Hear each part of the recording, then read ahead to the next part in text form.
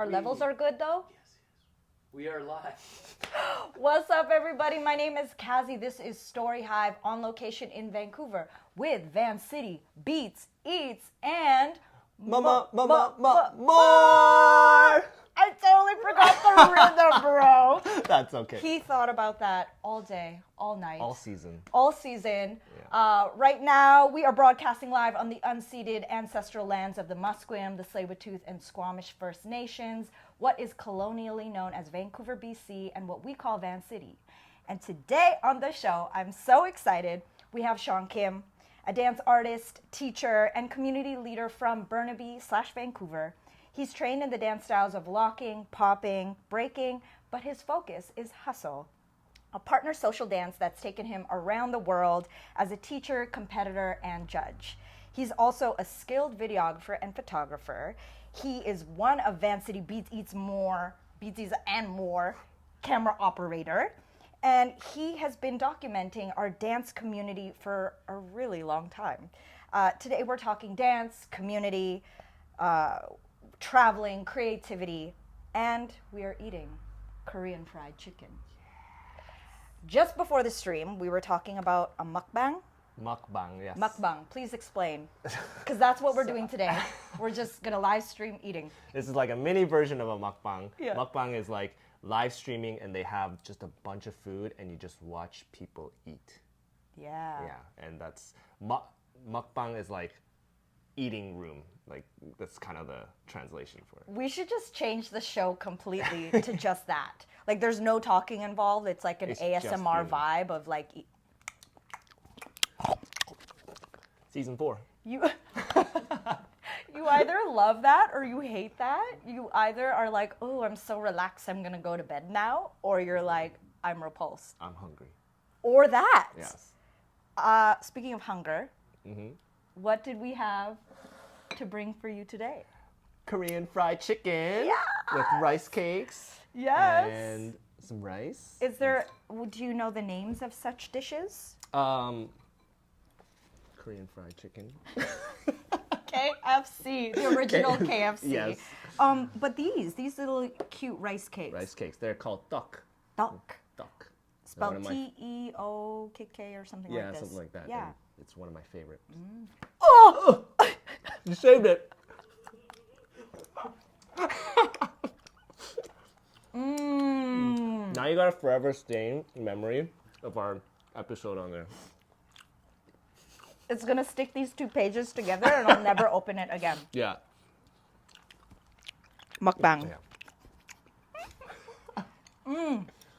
This is good. It's chewy. It's covered in a sweet, spicy sauce. I had an option. It was either wasabi mayo or this sauce, and I asked the guy, well, what's your favorite? Because I always want the local Rex. And he told me that. Also, personal favorite, if you get like plain tok and then you have sesame oil with salt and you just dip it in, that's like my favorite. Yes. And how about this? What is this little side dish? I love in Korean food, there's a lot of side dishes. Yeah. Is this daikon? Well, I think it's so. pickled. Yeah, it's pickled. It's good. Simple. Radish, vinegar, sugar. Yes. Probably that's it, eh? But Originally on the show today, I really wanted to bring Shawn a bingsu, which if you don't know what that is, it is a Korean dessert. Fresh fruit, sauce, ice cream, shaved ice. And people be going wild, like tiramisu flavor, mango flavor, cupcake flavor, blah, blah, blah. But, you know, we would have had bing soup. It would have melted by the time we got to it. Yeah. So this was the option. I knew you would be down for this because... Yes. Are we eating first? Yes, we're eating. Oh, yes. Are you kidding me? Like, we can't let this get cold. So 2 flavors. I wonder which one you got. Today's special at Sparky Chicken, shout out on 4249 Fraser Street, is soy garlic or honey garlic. I think I got the honey garlic.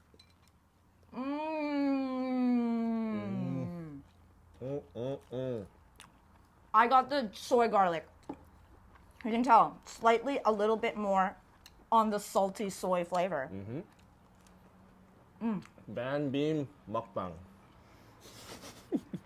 This is the whole show, no interview. Yeah, that's it. So, Shawn, this season, been very grateful to have you around as one of our camera operators. I know you're a very multi-talented human being. I want to start with talking about your culture here, especially as we're eating this yummy Korean fried chicken. Well, I am a Korean-born, or Canada-born Korean. Born and raised in Vancouver. Yeah, pretty much lived here my whole life. And only very recently have I gone back to Korea. This was 2 years ago. Prior to that, you never gone back. I did when I was a baby, but that doesn't really count. Yeah, as an adult. Yeah, as an adult. Went back. And since that trip, I've been trying to get more in touch with more of my Korean side. Get more interested in Korean food and Korean cooking. Getting, like, relearning my Korean. Because I haven't really used it growing up here. It's kind of that mix of, like, I understand it, I can speak a little, but, like, when I went to Korea, it was like, okay, like... You don't know enough. I don't know Korean. Yeah, and Korea moves very fast, and in terms of their culture, their language, so it was a bit hard for me to keep up, but for me, not coming back, just wanting to get more in touch with that side of me. Did you feel like growing up here and with your family, there was a sense of embracing your culture or pride around your culture? Growing up, it was the opposite. I was like... Right? Product of like growing up as a kid in the 90s. You're like, I'm Canadian, you know? I'm trying to fit in with all these Canadians, you know? And I kind of shied away from the Korean culture or the Korean group, you know? Try not to really hang out with Koreans and speak Korean much. Really just wanted to fit in as a Canadian. But then as I grew older and more recently, realizing that having that separate culture, the Korean part of me, is what makes me unique, what makes me me, you know, and that's something to embrace. Yo, thank goodness we're in 2025 now, you know? Yes. So when you did go back, what was the preface of that trip? And like what got you to finally be like, it's time to visit the motherland? One was to go back for dance because I connected with Hustle Korea and Young and Christy, who are good friends of mine. And then along with that trip, I wanted to get more in touch with the Korean culture and with my family because my family is all in Korea, but haven't been really in touch with them, so I'm not really too close with them. So I booked off like 2 months to just go and spend time in Korea, just live there, be with family, and just kind of experience that culture. And Was that just last year? That was 2 years ago. 2023. Yes. I remember this because we saw each other when you got back. Yes. Yeah. And you were like illuminated, like you had a glow. You had your Korean glow on. Yes. Probably from new facial products from Korea, maybe. Actually. I did get some. How is it that their skincare routine is just like the envy of the world? Like everyone's on that. Yeah, but the culture there is very appearance based. So I think that's where it kind of comes from.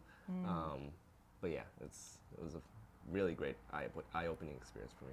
I love that through your art practice now, it's what got you to go back and really connect with your roots. Yes. You know, and I relate to that because that was like also my first experience of going back. Well, not the first experience. The first experience as an adult going back to the Philippines without my parents, going for art and producing that Moments of Movement dance video series with director Valino. Yes. And then to have the opportunity to connect with all these Filipinos from the diaspora as part of Manila Fringe Festival. That was like eye-opening and allowed me to rewrite a lot of those narratives that I share with you in terms of like feeling maybe ashamed or embarrassed of my culture growing up, and then being there where I'm around other people who felt similarly, but we're all in a place and space now where we're really wanting to connect with our roots. Yes. And it changed my perspective and experience completely than if I were to just go and try to explore and find things on my own, you know? Yeah. And that's why like hustle and these dance and art forms really mean so much to me, because it takes me to those places. It takes me to reconnect with my own culture, reconnect with my communities, or explore different communities around the world. Totally. Yeah. As a kid, do you remember the first times that like it became apparent to you, like, oh, I'm a creative human being?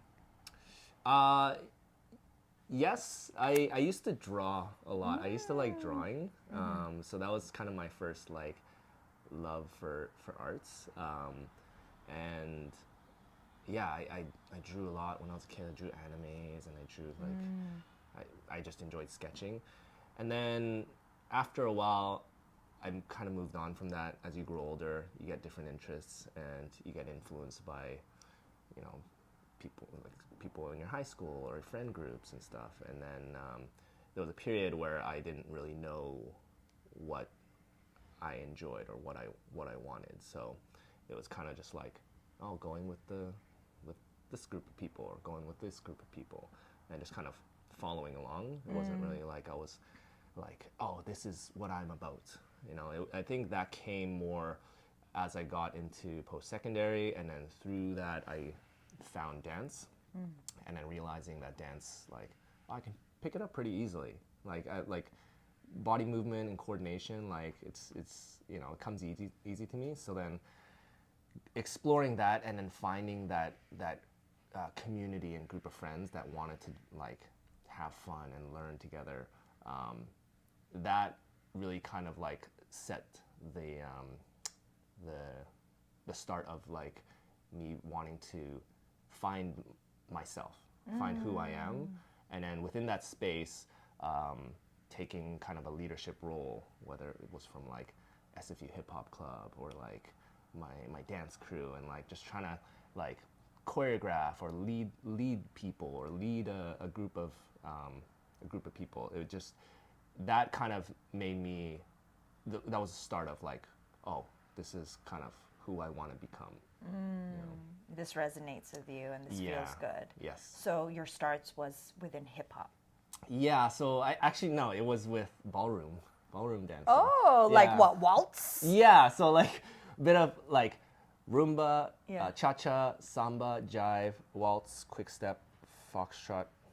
I think a little tango. Oh, the classics. Yeah, so there was, at SFU, there was a ballroom dance club, and this was like my first year. I had no friends. I was lost, so I just went around. And what were you studying, by the way? Chemistry. Chemistry and dance. All of this makes sense now. Yeah. Continue. So I went around the club's days. I found this ballroom dance club, and I'm like, you know what? Let's join. And then that's when I realized I can pick it up pretty quickly. And then from there, I met some friends who wanted to take some like hip hop classes. So I went to, I don't know if you remember, well, this might be before you were in Vancouver, but Drive Dance Center in Commercial Drive. There's a studio there. Yeah, why does that sound, where was that on Commercial? It was like Commercial and, oh, I forget. It was like past First, like a bit north. I remember. It was a small studio. Yeah, this sounds so familiar, but Yeah. I don't think I was living in Vancouver at the time. No. Yeah. But there, I would take a class, and I met Gary Kwan. Oh my gosh. The younger one, and then Rena. Aww. Yeah, that's when I first met them, and then they asked me, "Are you going to the Soldiers audition?" And I was like, "What Soldiers?" Yeah. And I had like danced for a couple months at this point. Yeah. Soul, spelled S-O-U-L. S-O-U-L. Soul. Yes. Soldiers. Yes, sorry, Mike. Yes. Continue. And so then I just went. I took a photo, printed it out. That was my headshot. Like, I had no dance experience, but I went anyways. And during that audition was the first time experiencing what popping was, what locking was, what hip hop was, what breaking was. And you had to freestyle in this big circle. And I remember I was just doing whatever. Yeah. And Shout outs to Kim Sato for Yes. starting that and educating so many young dancers who are now seriously leading the community. yeah, she really inspired a lot of people in the community to pursue their artistic endeavors, myself included. And yeah, and to my surprise, I got in, and that was the first year of like really experiencing what street dance was, what all these styles were, what the dance scene was, what battles were. Like I've never been to a battle before. Battling myself, doing performances at clubs. Like this was all just like this new experience that I got to experience with soldiers and with the people within soldiers, and we're all learning and growing together. Oh, Yeah. that's special. So like last week, Sharon was in the same year with me in soldiers. So there's a lot of people in the dance community right now that like we've all experienced that together, and then they've all gone their separate ways. But it's like Or they're different lanes. yes, they're different lanes. But like we all kind of had that same start together. That's so cool. Yeah. Season 1, you know? I was season 4. Oh, 4, yeah, I think. So. okay. Yeah, But 4 or 5. wow, that's really cool. Yeah. I kind of wish I had that. You know? Yeah, That it would have was- been so fun. Yeah, it was really something. Like there wasn't anything like that around at that time. A company that focused on street dance and introduced street dance culture to people. Yeah. Yeah. So the lane now that you've really taken is hustle. Yeah. Do you remember your first hustle lesson, and where was that? When was that? Yeah. So it was after soldiers and like a couple years of doing street dance, I took a break. I took 5 years off dance because I went to go work in the film industry, and as you know, it's long hours, like just no time to do anything. So Very talented camera operator. worked in the camera department for 5 years, working my way up in that industry, and then It's okay. It's a clean table. it is. And then that really didn't go well for my mental health after a lot of hours and weeks and months working. So then I took a break, like 3 months off, and then decided to get back into dance. And I actually got back with breaking because I started to take photos of b-boys. And When was this? Like year-wise? 2017.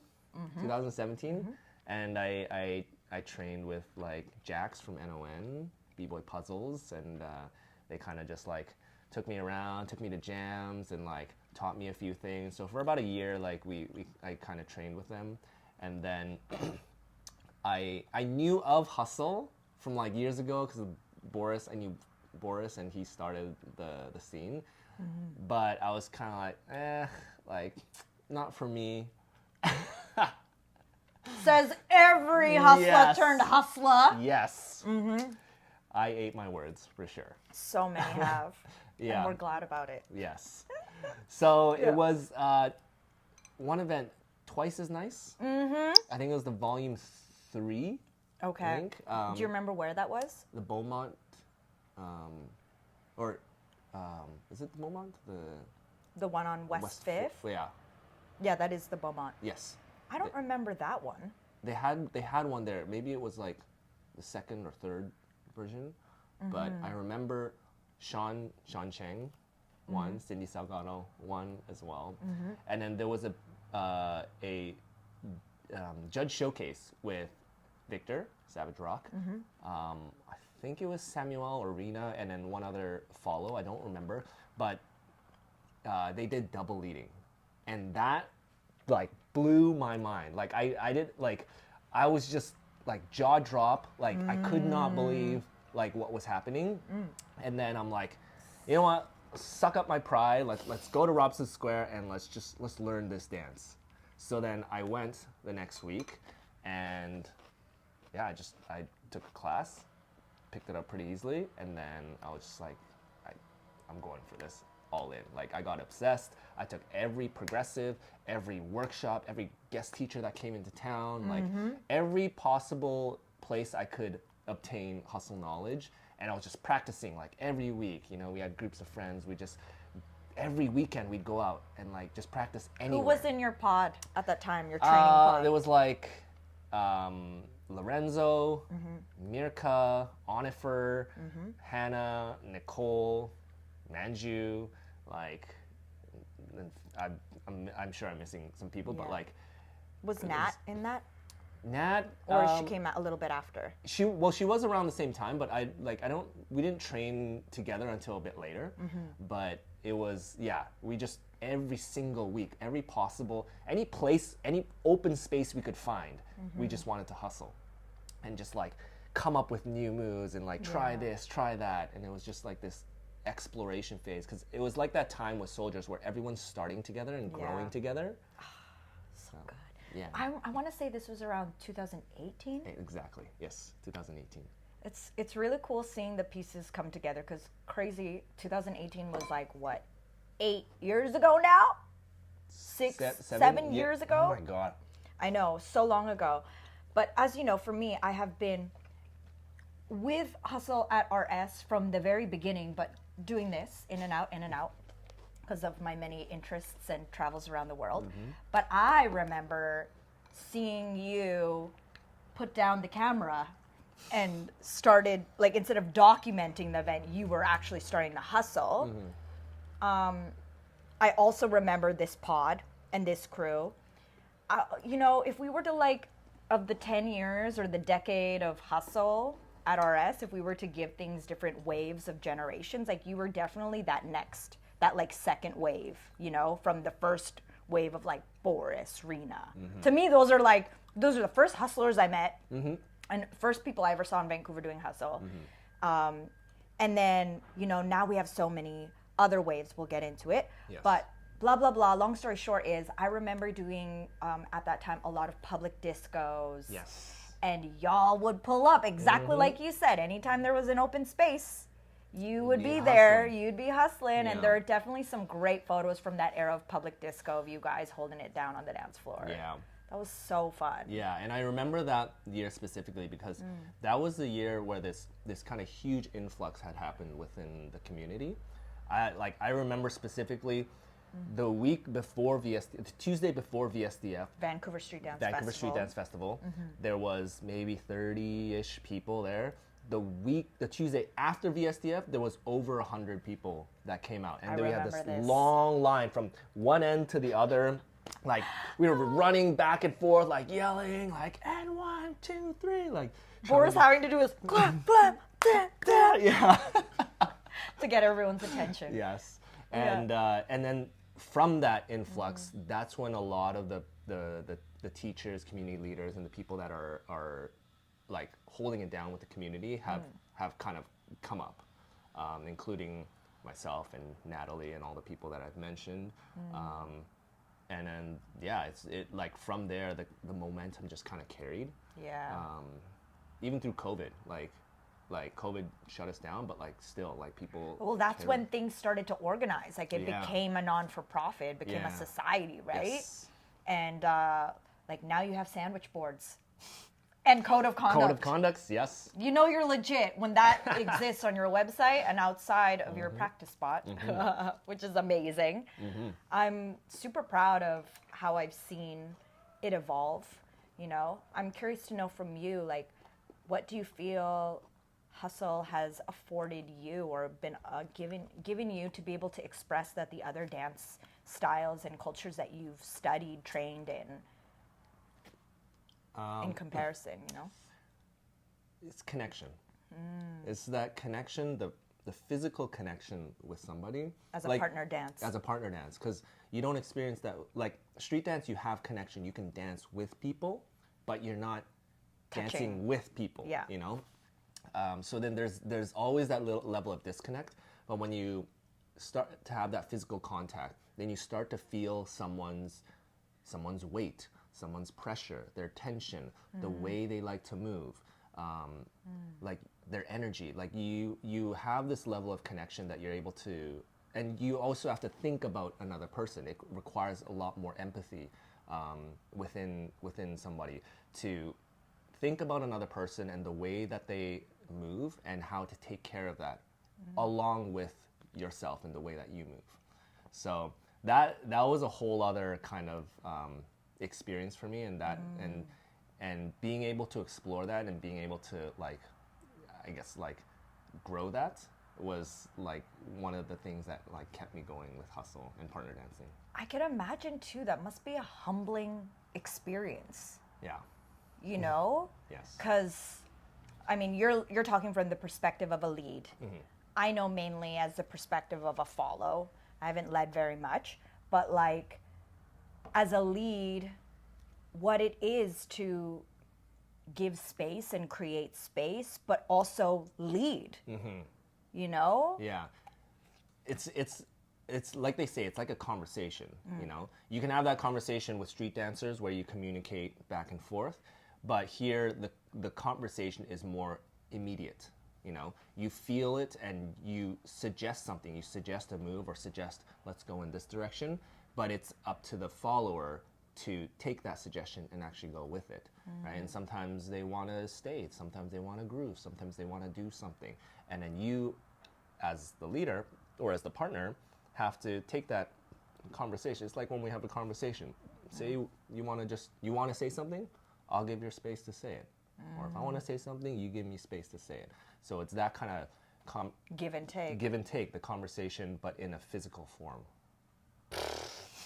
I like that we're talking about this right now. And, you know, to me, real talks, you're one of my favorite leads to dance with in Vancouver. Oh, thanks. Yeah, like actually though, because I feel that conversation happen when we dance. And because I'm just like super groovy, you know? And for me, it's all about like, and some will attest, like come up to me and you ask me to dance and I'm listening. I'm like, what's the song? Yeah, maybe next one, you know, because if the song is not hitting, then my energy is going to be wasted on this song. I'm not into it. The dance isn't going to be as good. To me, the connection is just as much about the partner as it is with the song and the music. Yes. Absolutely. Yeah. Otherwise, I'm just literally doing my N1, 2, 3, and it's boring. Yeah. So, you know, to dance with you, you get that. And when we've danced to songs that I have been excited to dance to, I have felt moments of being like queen of the dance floor type of vibe. Yes. I would love to hear from you, like advice that you could give to leads, people who are learning to lead right now. What are some key things that you think are really important as they're in their learning journey to, yeah, you know? As a leader, like this comes with all partner dances and all dances in general. Learning the foundation and really, like it takes time. Like it's gonna take time to get this foundation into your body as kind of muscle memory.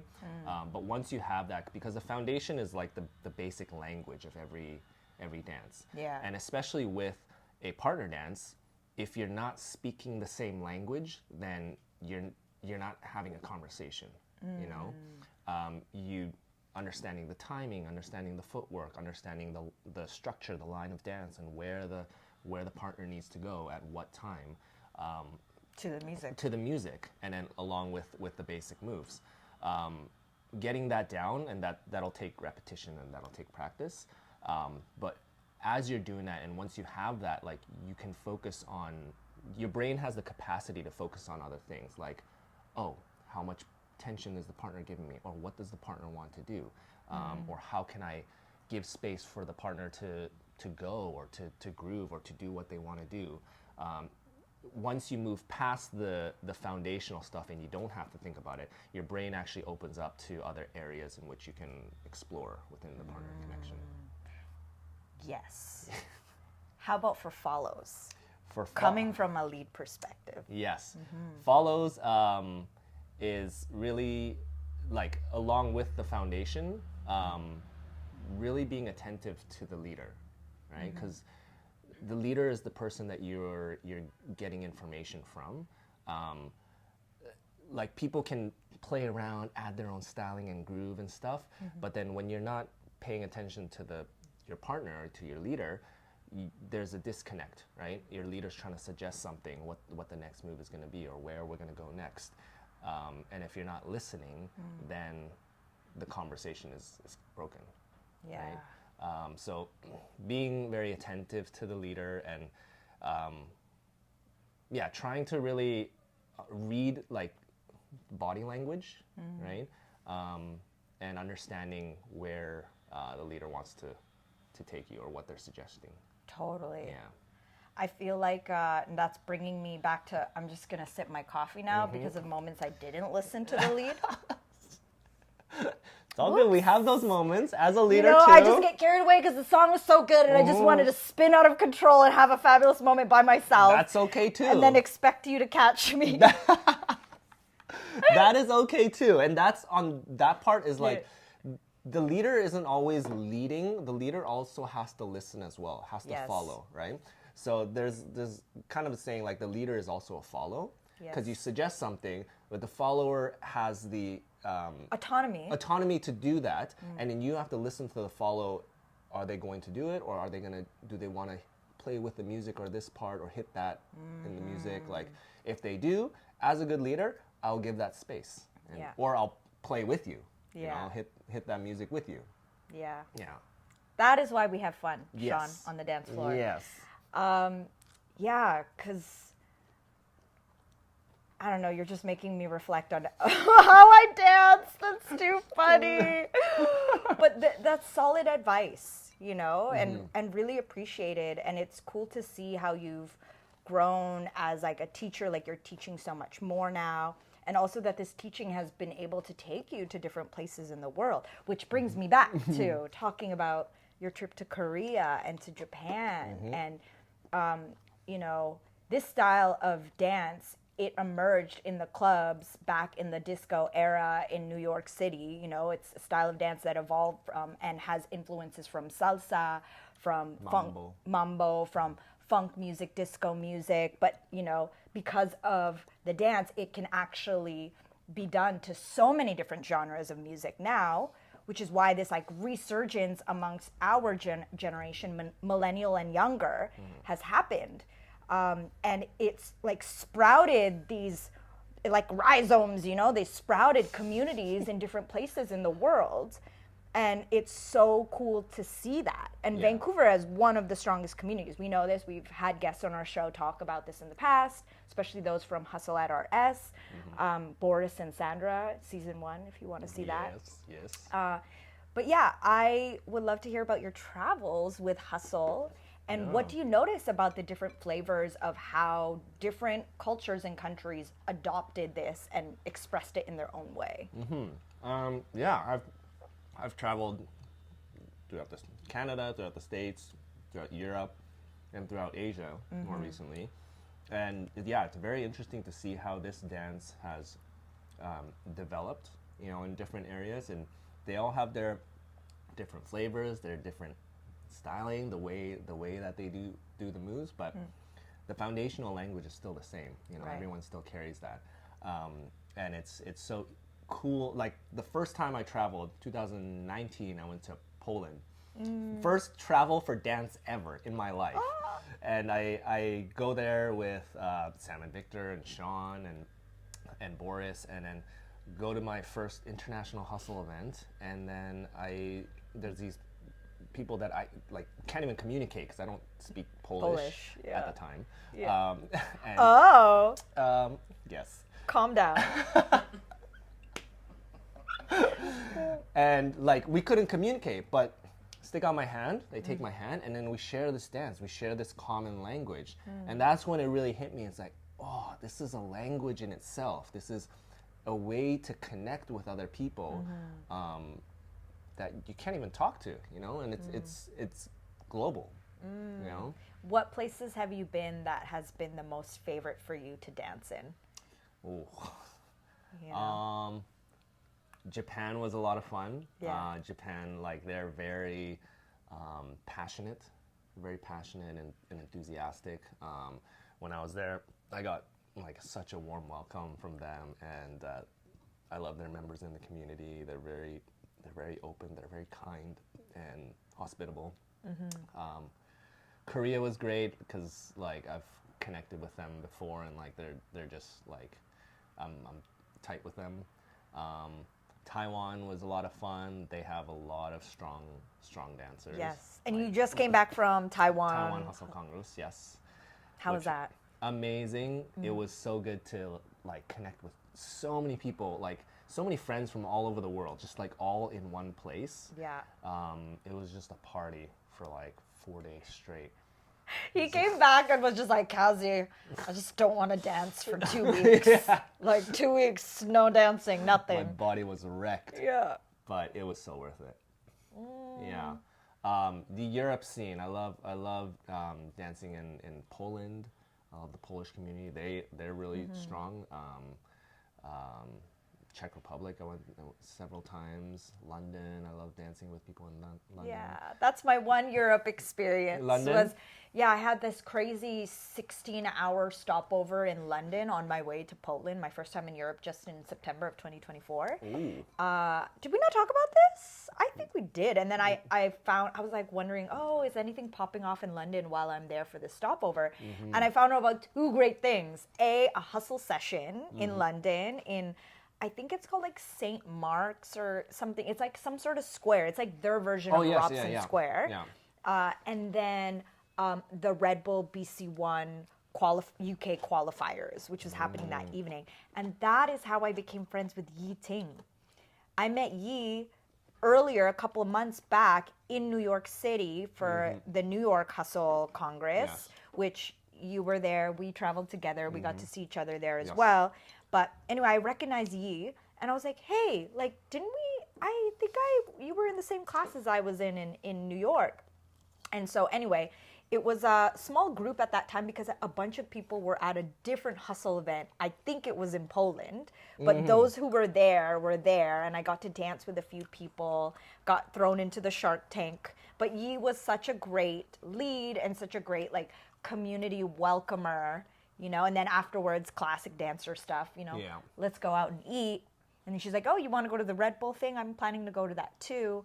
And so we went to the Red Bull BC1 event. Oh, that's awesome. I could only stay for a while because I could sleep for 3 hours. And then 3 hours later, I had to wake up, take a train to the airport to get to Berlin. Like, it was a crazy stopover, but it was so much fun. That's awesome. And it was really cool. Like, just like you said, you know, this language of dance, it's without words. So when you go to different communities and pull up, it's like, if you know the basic foundations and the steps, you can really connect with anybody. Yeah. And it makes you feel like instantly welcomed or instantly within a pocket of something. Yeah, it's so great. I love it. I love just social dancing around. That's my favorite thing to do now, is just social dance around the world and meet people through social dancing. Yeah. But that is what dance is, man. That's what dance is. You know? Yeah. Vancouver scene. What do we think? Where is it at now? I'm so proud. I'm so proud of I'm so Vancouver. proud. Like, it's like, it's just so much pride for what we do and what we've created in the scene, and how organized we've got, and just even now that in the past like year and a half, almost 2 years now, there's been a new kind of group that's kind of come into the Shout outs to Zoomers. Zoomers Hustle. Yep. Love y'all. Yes, they're the best. They're like you guys from like several years ago. Exactly. It's okay. My pants are clean. Please talk. You're a mess. I'm kidding. Shawn! I'm kidding. Yes. Zoomers. I love the Zoomers. They actually started when it was actually the summer. Sam and Victor were leaving Vancouver. They moved to Montreal. That was 2023. Yes, it was. Right after I got back from Korea, and they left, and there was this kind of void in the community, you know, because they've held it down for 10 years, taught pretty much everyone in the city hustle. They met at Hustle. Yes. Like, that's how they became a couple. And now they have a baby, and I just can't get over it. And their baby's my favorite. Yes. One of my favorites. Yes. And so then I just decided, you know what, like, I'll start some progressive classes. So then I started kind of like similar to what they have done, like just kind of a series like beginner 1, beginner 2, intermediate level, and like just kind of a progressive way for people to start from scratch and work their way up to an intermediate level where they can dance comfortably with pretty much anybody. And through that, it started like with like 40-something people, and then as it got down to like more the intermediate level, it kind of dwindled down, and then the people that were left were this like random group of people that in any other situation would not like be friends or like be this close, and they have become this like really close, tight-knit group, and they've coined themselves the Zoomers, and now they're kind of like celebrities within our community. It's like whenever we have like events, we'll be like, hey Zoomers, like, can you pull through? And they come through, and it's just a party. Like, they're just such wonderful people. If you had to create your own Instagram account for your crew, yeah, then you know you're popping. Yes. That's what I'm going to say about that. Yes. And for me, it came full circle because being that the students, when Sam and Victor were teaching, and having that group where we grow together and create this kind of community together, and then me being the one to teach and create the space for this kind of group to form, like it really came full circle, and like that was kind of like a really full circle moment for me, and be like oh, I love these guys, you know. And so then I decided to continue that again, and like more young new people came in, and now we have like a bunch of like new hustle dancers that are very hungry, that want to learn more, and that not only that they want to learn, but they also want to contribute to the community. Yeah. A lot of the new people have either joined the board of directors or joined the social media team, you know, and are doing the weekly posts or helping out and volunteering every Tuesday. Like, they want to contribute to the community, and that's I feel like is the gold nugget for Vancouver, is that we have people that not only want to just come in social dance, but actually want to see this community grow and contribute to the growth of it. Yes. Yes. I also love it, like, after an event, when people random who just experience what they just experienced come up to me and they're like, how can I get involved? Yes. You know, if there's any way I can help, like, let me know. It's just like, wow, just offering, really? Yeah. And it's because they see the magic and they want to be part of it. I think that's what's really, really special and unique about what Hustle does and how it's drawing people. And that what Vancity has been able to do in the last 10 years is a blueprint format for any of these other international hustle communities who want to build and grow. Yeah. And like not to put any other communities down, but like we all know communities where there are like the leaders or teachers or the elitists, and then there's the rest of the people, you know, and it's kind of this closed, exclusive group. And that's beyond just dance or hustle. Yeah, that's like in anything. Yeah, it's just anything. And like that limits their growth. That limits the growth of the community, you know? When there's people that want to step up and say, hey, I wanna learn how to teach. I wanna, you know, help out with social media. I wanna help out with the door, or like whatever. If they have the desire to help out, make the space for it, because that is how your community is gonna grow. Those people are the ones that are gonna help push the community forward. Yes. Right? If you keep that gate closed and be like, no, it's only for us people, you know, who are the most skilled ones in the community, like, then you just limit your growth of the community. You just limit the growth of yourself as well. And you see it dwindle and get smaller and hang by a thread. Yeah. Which is so unfortunate. Yeah. And that's like, again, within any creative community, not just hustle, not just dance. Yes. It's about really like sharing, each one teach one, that foundational lesson. You know, otherwise, like, without the each one teach one, nothing can grow from that. It just stays. And for us, like, teachers and community leaders, like, we always got to have this mindset, and I try to carry this too, is like, we're always a student. We're always a student of the craft. We're always a student of the arts, if we want to be, you know, and we should be, because we always should be growing. I can learn stuff from new people that have come into the community for like a month, you know. They have something unique that they can bring to the community that I can learn from, you know. Yes. And if for anything, patience. That, yes. Very Which is much a so. spiritual lesson every day. It's a struggle, but Yeah. we all go through it. / that's something you always have to have in this human experience. Absolutely. Is like build your patience muscle. I'm talking to myself here. Myself included. I want to talk about, your photography, your documenting of the scene and the community, because you've shared so many beautiful lessons of what you've learned through hustle and through being a community leader in this way. Yeah. But and I share this with you as well, of having been someone who's documented and still does document the scene. Yeah. You get a very unique perspective, a behind the scenes perspective, also like all access, because people know you as part of the community and trust you to capture these intimate moments. What has that experience been like for you, and why do you love it? First, it started out with, I wanted to get back into the dance scene because I had taken years off, and I had a camera, and that's what I've been doing for the past several years. So I used that to kind of capture these moments, these snapshots that you had that you only had to be there to experience, right? And capturing those moments with dancers and dance artists, the amazing stuff that they can do, and capturing that from a different perspective. And then that kind of evolved into capturing events and capturing battles and moments throughout that. And through that process, I enjoyed capturing those moments where you had to be there, right?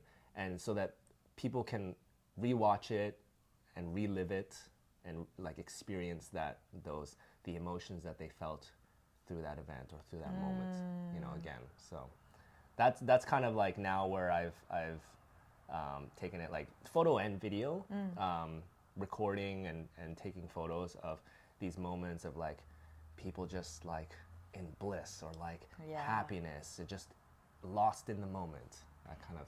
Basically, your motivation is I want people to feel FOMO. That too. I want this photo to show that this moment you had to be there. You had to be there. And you're going to feel real bad for yourself. If you don't. Okay, but I'm talking about now the iconic style of portraiture that you do. You've shot everyone in the scene, except me. And some of these photos are just so, you've really developed a style.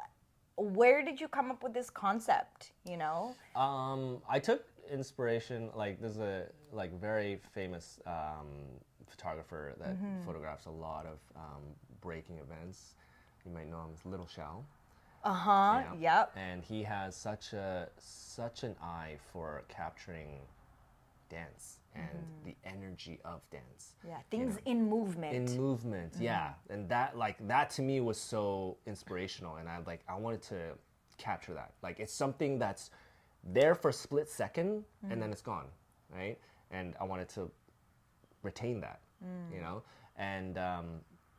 and I loved his style of shooting and the way that he captured it. So I took a lot of inspiration for that and from other photographers that I follow. Yeah. How would you describe it, just for anyone who hasn't really seen it?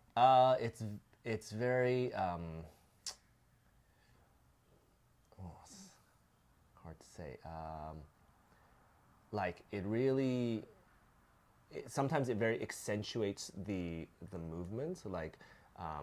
Either it allows the dancer to get really close to the camera, accentuate lines or angles that they create with their body, and then also capturing certain moments, or kind of creating or choreographing a move or a sequence where things will line up in such a way that when you capture it, it just creates this aesthetically pleasing image.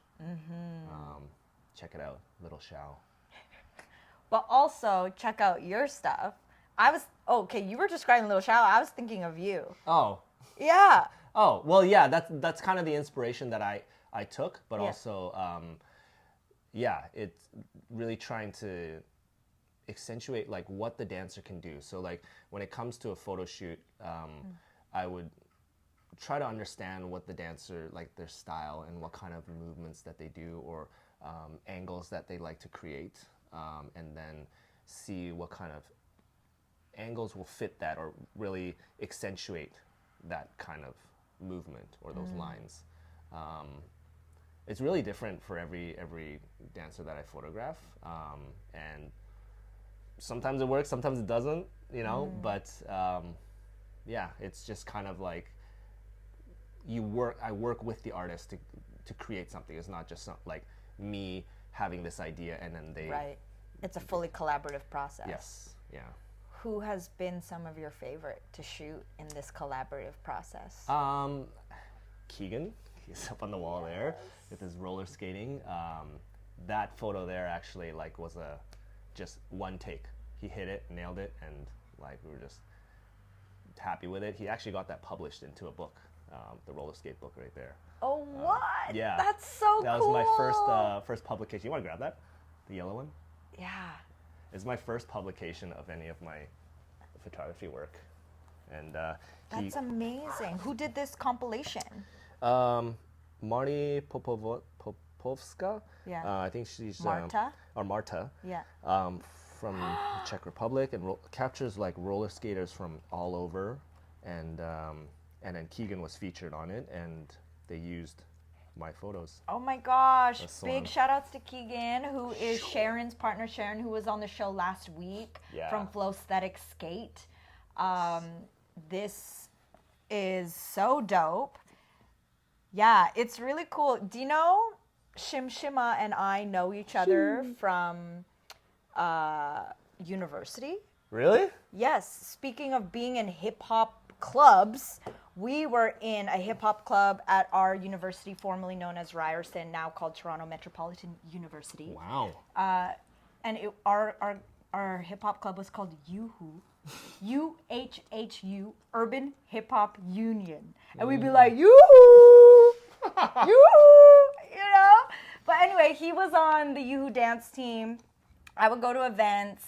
I mean, that was like one of the first clubs that I joined right away in university, and it was so fun. Like, especially my first year, we had such a sick season and crew of people, and yeah, Keegan was part of that. So I would see him at every YooHoo event. Yoo-hoo. Yeah, and then he got involved with dance, with hustle, locking as well. Yeah, locking, hustle, and then now roller skating. And after last week's, if you didn't see the short that I posted on Instagram of my little lesson with Sharon, Shawn is making fun of me because of my beginner's moves, Keegan was like, hey, you did really good. You really should get skates. And I was like, this is encouragement and affirmation. I really would like to. I thought I was going to fall on my butt, and I thought I needed a pillow strapped around my waist for that day. But I didn't. You did it. No. Didn't fall once. I didn't fall once, but I did have you cackle behind the camera the whole time. It was so enjoyable. Thank you for that. So, okay, that was a magic moment because he just hit it. Like, one take, and we're like, you know what, that's it, we're done. Like, that's it. Like, that was the last shot of the shoot too, and we're just like, wow, I'm done. That was it. So, anyone you'd love to shoot, like on your dream wish list? Because you've shot some legends, man. Like, you shot the real Ken Swift, OG B-boy from Rocksteady, you know, like crazy. Yeah. I mean, she's a host of a show that live streams. What will our concept be? Will it just be like a mukbang, like of just just a concept of food? It's like, get my lines, my angles with my chopsticks here. Yes, that, or in some kind of immersive space. Oh, immersive space, levitating. We could shoot a levitating one. I've shot like people like floating or jumping. That would be actually so cool. I mean, like, you know, because I'm Kazemi Houdini. We need some sort of like magical, defying gravity, defying physics type of vibe. Yes. And we'll record the behind the scenes. No. It'll be so embarrassing. I love it. Yeah. Oh my gosh, it's so good. Yeah. And this middle shot, this photo. That is one of my. You had a few photos of that on your Instagram. Yeah. You can't see it right now, but in the replay afterwards, we'll like put a clip of that edit. But essentially, it's a silhouette of a dancer, and her lines are gorgeous. Yeah. So that was actually shot in Korea when I was there for a couple months, and she's actually quite a famous whacker. Her name's Marid. Okay. And like she's incredible, and she like wins all these battles, judges competitions. Like she's like really out there. And I was like, I was a fan, and I'm just like, you know what? I'm in Korea. Let's just shoot her a message on Instagram, see what happens. She replied, and she's like, yeah, I'm down for a photo shoot. Just like a cold call message. Yeah. It was just like, hey, I'm here on like a vacation, and I shoot dancers. Here's some of my work, and like, would you like to do a photo shoot? And she's like, yeah, sure. Oh my gosh, and I then, love that. Yeah, I was like freaking out, and I'm like, oh my god. So we met up at Dongdaemun Design Museum, and it's got these beautiful lines, and she creates these amazing lines with her whacking. So brought her there, and then we shot around a bit, and then near the end I was like, okay, I need to find something like something that's gotta like really capture that. And then it was actually because I had set up like flashes and stuff, and the security had told me like, oh, you can't do that. You have to get like a special pass or a permit. So I was like, oh shit. So I was like and I was like walking down to the office to get like a pass, and I passed by that area, and as I was walking back up, I saw that silhouette, and I was like, oh, right there, I need to shoot it. So I brought her down, and then we did a few takes, and then like she did that shot, and I was like, that's it, my favorite. I love that. Yeah. I mean, that's the chemistry of doing like photography or video. It's just like finding when the light hits, and like you're just walking through a space. And that was part of what Moments of Movement, what made it so magic, was doing that series with Valino. Was like, this was all shot in one take, and we were fully relying on what was happening within the environment, which you couldn't always control. Yes. But when it would align, it was just like, oh, we have someone on the chat. Sean's Angels represent. Ah, yes. Who is this? That's Brian. Hi, Brian. He's one of the new social media coordinators for Hustle. Oh, yes. And he does an amazing job, like really like great capturing people in the community. Yeah. Yeah. I posted recently from Vancouver International Dance Festival that happened last week. It was the Stage Crasher party. Were you there? No, you weren't there. Where were you? You were recovering? Yeah, Portland. Oh, you were Portland. Yeah. But yeah, that was so fun. VIDF was so fun. And anyway, Brian had his camera out, was shooting the community, and then brought me, Lorenzo, and Danielle. Danielle. Yeah, Danielle over and shot the three of us together, and then did these like kind of GIFs afterwards, and that's the one that I posted on my Instagram. But I love it. Like, he really knows how to like play with light and play with different effects and movement as well. Yes, I love his work, and it's I'm so glad he's part of the community and like capturing the community. And I've been doxxed? What does that mean? It's when you say their real name. Oh. Expose them. Oh no! Oh, sorry, Quasi. Joe? Quasi? But I love his work, and I love that he is blushes. I love that he is capturing the community, and with his own unique way and style. And it's just like I love it. I love seeing someone else take that on, you know. Again, next generations. Aww. And speaking of like your shoot with Valino and my shoot with Marin, like that whole you never know what you're gonna get and what's gonna happen when you come into a shoot, especially when you're kind of freestyling it and it's you're collaborating with someone. But that's also what makes it very organic, the process of it, and then seeing what is created from that. You know, sometimes sometimes it works, sometimes it doesn't, but that's all part of the process, and I like that organicness of it. I mean, that has been also the practice of doing this live stream. Like, you are episode 80. 85. Do you remember what I said last week? No. I want to say it's like 85 or something. I'll take 85. Yeah, which is so crazy. And it's literally that. Like, there's this, you know, practice of presence that sometimes there are moments where it's like, that interview was a struggle, or like, we were all both kind of feeling off that day, or the dog couldn't stop barking. Or moments like today, where it's just like the hour has flown by, we've been nourished by Korean fried chicken. Yes.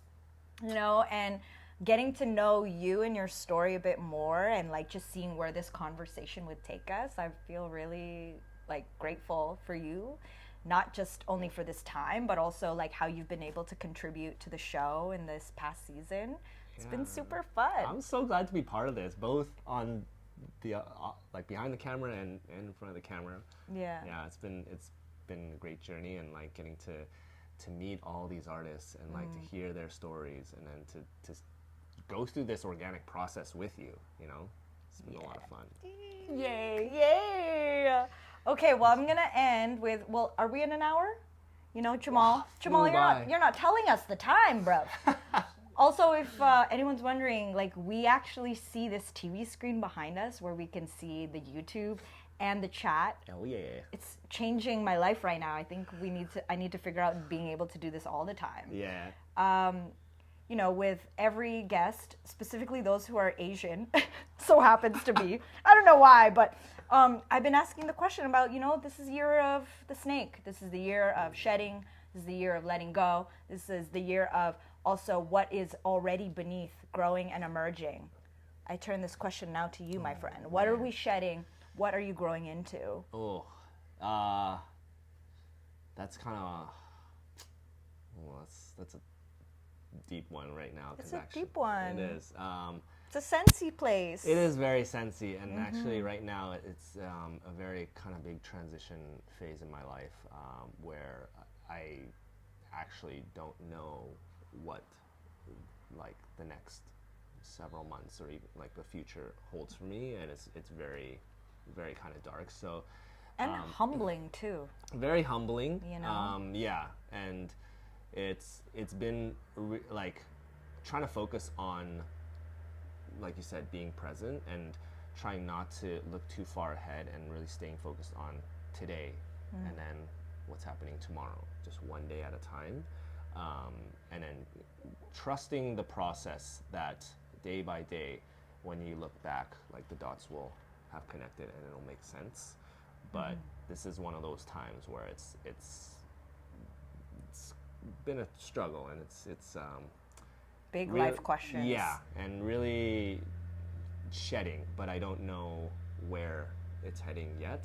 All I know right now is that I can trust myself in the present right now, and to keep moving forward with the values and the beliefs that I carry, and trust that that'll take me to where I need to go.